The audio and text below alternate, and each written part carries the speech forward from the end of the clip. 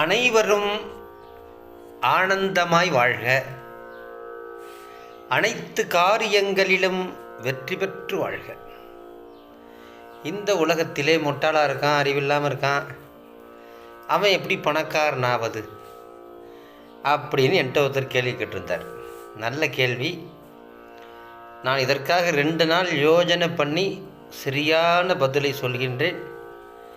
தயவு கூர்ந்து இந்த வீடியோவை தனிப்பட்ட முறையில் எல்லாருக்கும் ஷேர் பண்ணுங்கள்.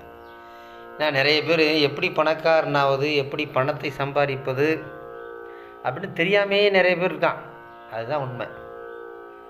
எனக்கு தெரிந்த ஒருத்தர் எந்த விதமான வசதியும் இல்லாமல் இருந்தவர் இன்றைக்கி ஒரு பெரிய ஹோட்டல், பல ஹோட்டலுக்கு அவர் மேனேஜ்மெண்ட்டாக இருக்கார், பல ஹோட்டலுக்கு பங்குதாரராக இருக்கார், அவரும் ஒரு தனியாக ஹோட்டல் நடத்துகிறார். இது எப்படி முடிந்தது? அவரை சந்தித்த போது நான் கேட்டது, அவர் பதில் சொன்னார், நான் பெரிய முட்டாளுங்க, ஒரு ஹோட்டலில் போய் சாதாரண ஒரு வேலைக்கு தான் நான் சேர்ந்தேன்.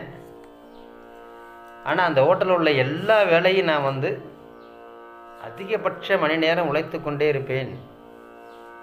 ஒரு 3 மணி நேரம் 4 மணி நேரம் நான் தூங்குவேன், பாக்கி நேரம்லாம் ஓடிக்கிட்டே இருப்பேன்.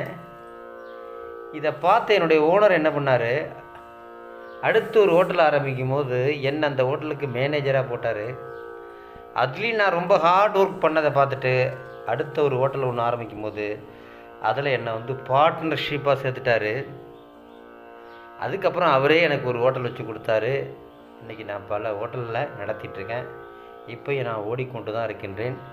தினமும் நான் அதிகபட்சம் 5 மணி நேரம் தான் தூங்குறேன் அப்படின்னாரு.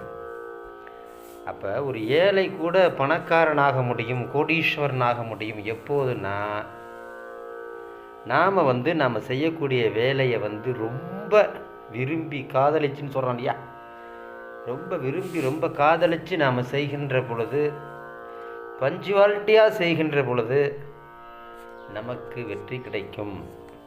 முட்டாளாக இருக்கலாம், அறிவில்லாமல் இருக்கலாம், ஆனால் செய்யக்கூடிய வேலையை, எடுத்துக்கொண்ட வேலையில் முழு மூச்சாக செயல்படணும். அவ்வளோதான். நீ தான் வெற்றியாளன், நீ தான் பணக்காரன், நீ தான் கோடீஸ்வரன். ஒரு நாளைக்கு இவ்வளோ தான் உழைக்க முடியும், இல்லை எவ்வளவு தூரம் உழைக்க முடியுமோ, எவ்வளோ தூரம் அதில் ஈடுபாடாக செய்ய முடியுமோ அவ்வளோ தூரம் ஈடுபாடாக செய்தால் அவன் கண்டிப்பாக மிகப்பெரிய இடத்திற்கு வருவான். அவனை வெல்ல யாராலும் முடியாது. அதனால் நம்ம இதிலேருந்து நான் என்ன சொல்கிறேன்னா, உங்களுக்கு எந்த ஒரு சின்ன வேலை கிடைக்குதோ அந்த வேலையை திறம்பட செய்யுங்க.